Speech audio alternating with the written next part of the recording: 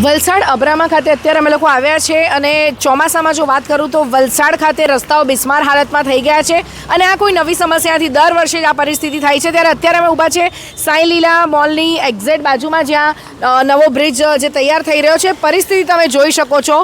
વિકાસ જે કહેવાય, ખૂબ જ સરસ રીતે વિકાસ થઈ રહ્યો છે. રસ્તા તો કશે દેખાતા જ નથી, રસ્તા ખોવાઈ ગયા એમ કહું તો ખોટું નથી. રાહદારીઓ અહીંયાથી જઈ રહ્યા છે ને બાઇક ચાલકો, એમને પૂછીશું. ભાઈ એક મિનિટ ઊભા રહેજો. શું નામ છે તમારું? નિલય. ક્યાં રહો છો નિલયભાઈ તમે? અબ્રામા. અને શું કહેશો સમગ્ર વલસાડની પરિસ્થિતિ માટે? રોડ રસ્તા જે ખરાબ થયા છે, રસ્તા તો કશે છે જ નહીં, આપણે જો કે વાત કરીએ તો ખાડા જ છે. સાચી વાત છે, તદ્દન તંત્ર ખાડે ગયું છે. કોઈને આ ખાડા કે કોઈ બી વસ્તુ માટે ધ્યાન લઈને કોઈ જ કામ કરવું નથી, બસ ખાલી નિવેદનો આપવા છે. હું તો રાહ જોઈ રહ્યો છું કે ભરતભાઈ હવે ક્યારે કહેશે કે ભાઈ હવે વાહનો મૂકી દો અને ચાલતા નીકળો, એવું કહેશે એવું લાગે છે મને તો.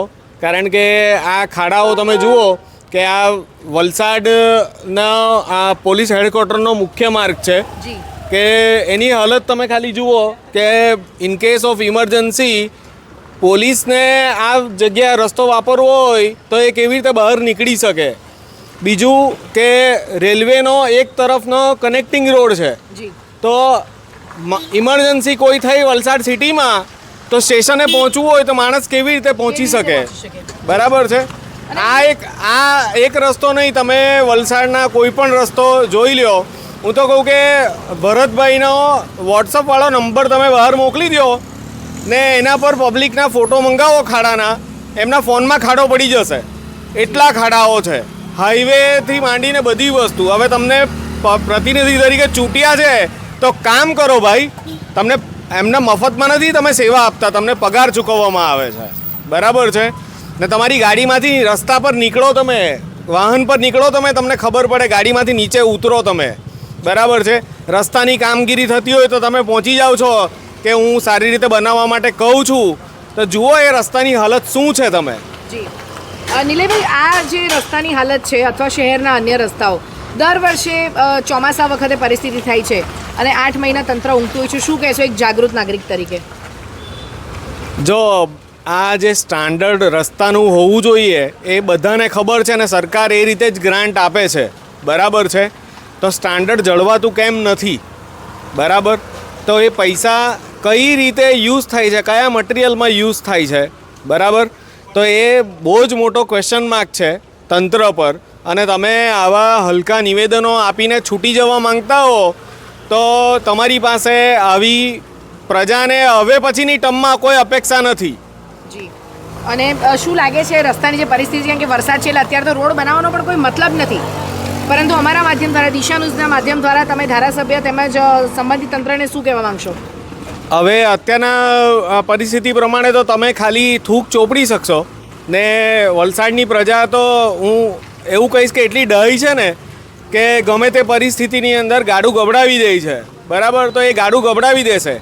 પણ હવે વલસાડની પ્રજાએ જાગૃત થવાની જરૂર છે કે હવે પછી આ જે પ્રાણ પ્રશ્નો છે કે ભાઈ આ વેપારીઓ જે ટેક્સ પેયર છે એ તમારી પાસે શું માંગે છે કે સારા રસ્તા, પાણી અને વીજળી કે સ્ટ્રીટ લાઇટ, એના સિવાય તમારી પાસે બીજી શું સગવડ માંગે છે?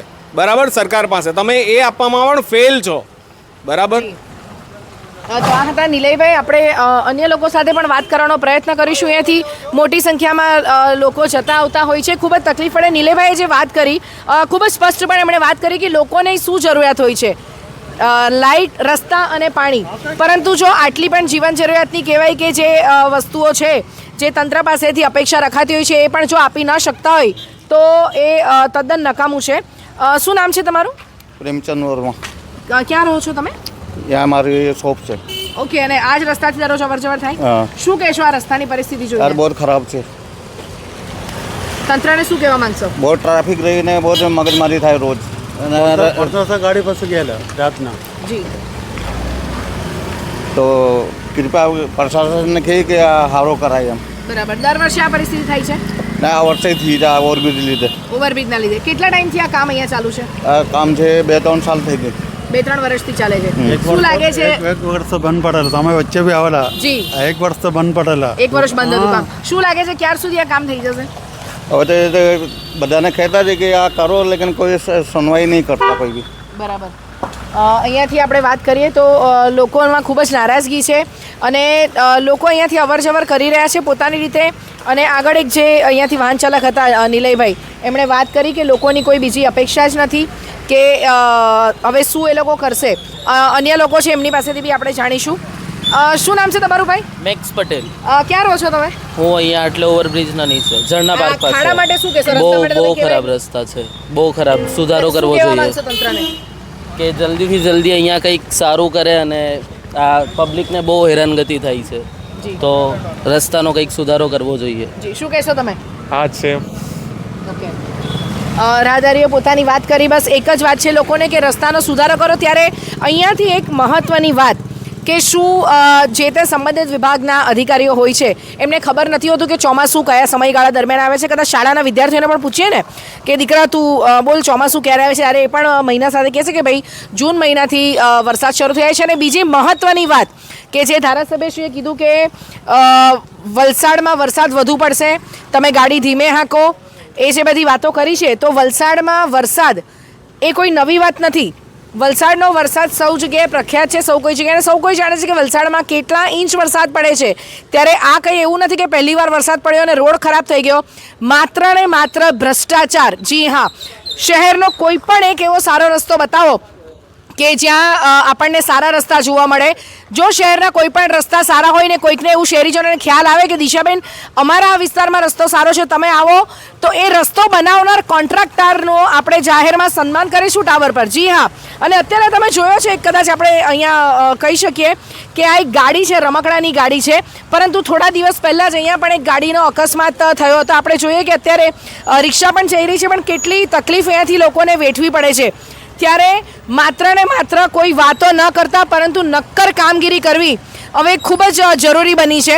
કારણ કે લોકોમાં પણ રોષ છે અને તંત્ર શું કોઈ મોટા અકસ્માતની રાહ જોઈ રહ્યું છે. ક્યારે વલસાડના તમામ વિસ્તારની, નહીં કે એકલા અત્યારે આજે ઓવરબ્રિજ બની રહ્યો છે એની, પરંતુ વલસાડના તમામ વિસ્તારમાં જે આ પરિસ્થિતિ છે એનો કોઈ ચોક્કસ જ નિકાલ લાવે એ સમયની માંગ છે. દિશા દેસાઈ, દિશા ન્યૂઝ, વલસાડ.